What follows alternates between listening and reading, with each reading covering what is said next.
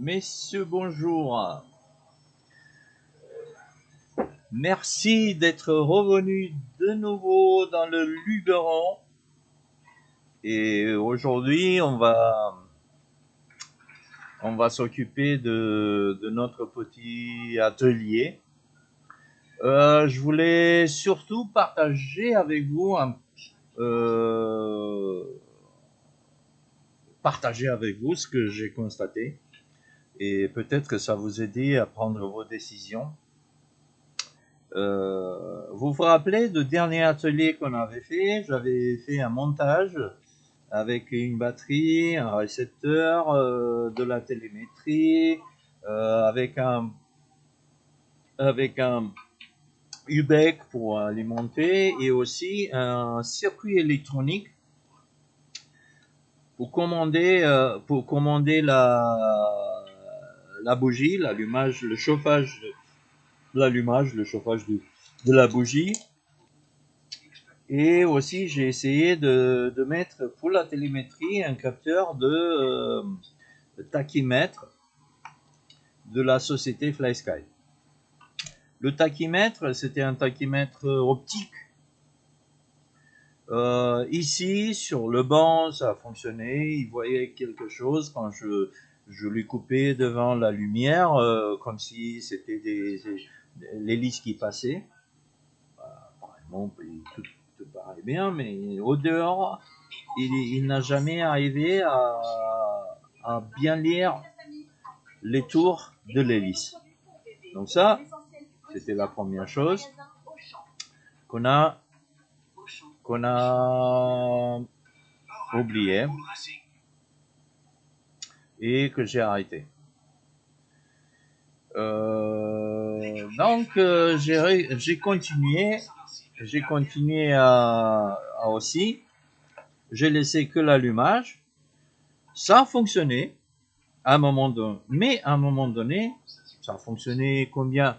Je sais pas, une dizaine de fois, une vingtaine de fois, à peu près ça. Je vous rappelle que l'allumage c'était un RCXL.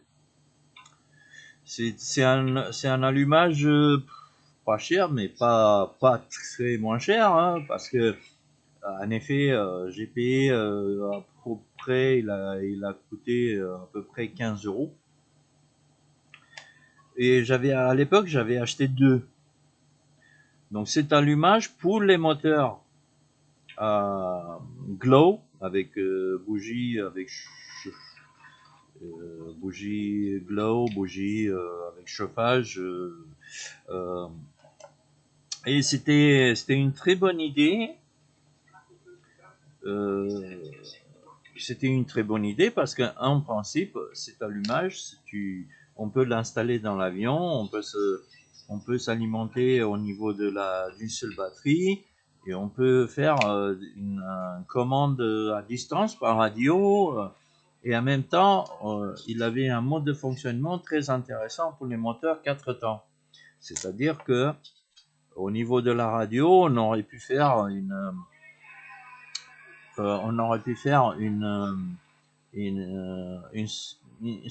une commande spéciale en fonction de la position de la manche de gaz. Tant qu'on est en haute tour, la bougie sera éteinte. Et dès qu'on descend au niveau de ralenti, la bougie, ça va se mettre en moitié régime pour garder un très bas régime de ralenti et qui fait son fonctionnement très constant et plus bas. Donc, en idée, c'était bon. Je vous cache pas que celui-là, c'est le deuxième. Et les deux ont cramé. Dans la même distance. Donc, j'avais fait une vidéo que malheureusement j'ai perdue en faisant un constat, en essayant de comprendre pourquoi et qu'est-ce qui se passe. Donc, pour vous présenter un petit peu la solution du RCXL, la lime, elle arrive là. Ça, c'est l'entrée de récepteur et d'alim. Et ça, c'est la connexion du bouton de commande. Une fois que la lime elle arrive là, et qui est censé être entre 2S et 3S, c'est 7,4, 12,8 volts.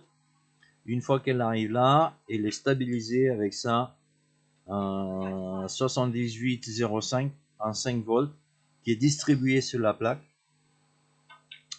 Une fois qu'elle est distribuée sur la plaque, en même temps, le signal du récepteur, ça c'est la lime pour la partie, c'est la lime et la commande de LED, et le contact du bouton manuel, et tout ça est traité ici, dans celui-là. Toutes ces infos sont transmises dans un processeur, et ce qui est étonnant, il y a deux choses. La première chose, c'est que il n'y a pas un circuit à part, ça c'est seulement un filtre, donc on oublie. Pour la commande de courant de la bougie, pour faire les deux modes de fonctionnement, apparemment c'est que le processeur qui fait ça. Et c'est un peu bizarre parce qu'un processeur de cette taille, il n'est pas censé de gérer de courant important. Disons, une bougie pour fonctionner correctement, elle a besoin de 1,3, 1,4 ampères, 1,4 volts. En principe, c'est ça. Bon, donc ça veut dire il est sollicité à des gros courants. Et en même temps, ce qui est complètement bizarre, jamais vu dans ma vie, le radiateur, il est mis sur de l'autre côté, sur une carte en fibre de verre, isolante, complètement isolante. Et en effet, ce qu'on voit ici, c'est que c'est clair que lui, il a cramé dans cette région, et que je pense que c'est la sortie vers la bougie. Donc, celui-là, les deux, le premier, il a bien fumé, et quand je l'ai ouvert, c'était exactement dans le même endroit. J'ai cherché des fautes à moi, mais en principe, ici, c'est direct une bougie. Et, honnêtement, il y a rien de. En plus, c'est du bonne qualité, il n'y a pas de court-circuit, il n'y a pas de chose. J'ai fait aussi avec d'autres. J'ai fait aussi la même chose avec d'autres. Et bon, c'est juste pour allonger un tout petit peu l'alimentation de la bougie. Et avec ces sections et cette longueur, je vois pas de soucis. Donc en principe, la chaleur qui s'accumule, ce processeur qui reçoit beaucoup de signaux, on voit bien, il va commander ce LED qui donne le mode de fonctionnement.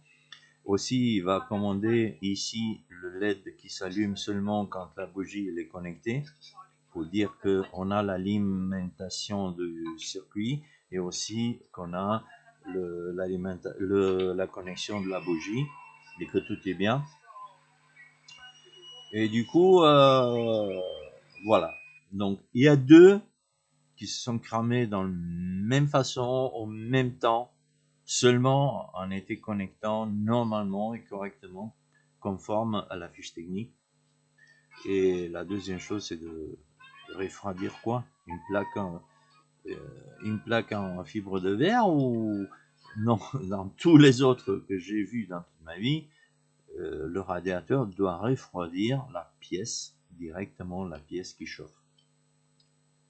C'est valable pour les variateurs de fréquence et tout. Donc c'est ça.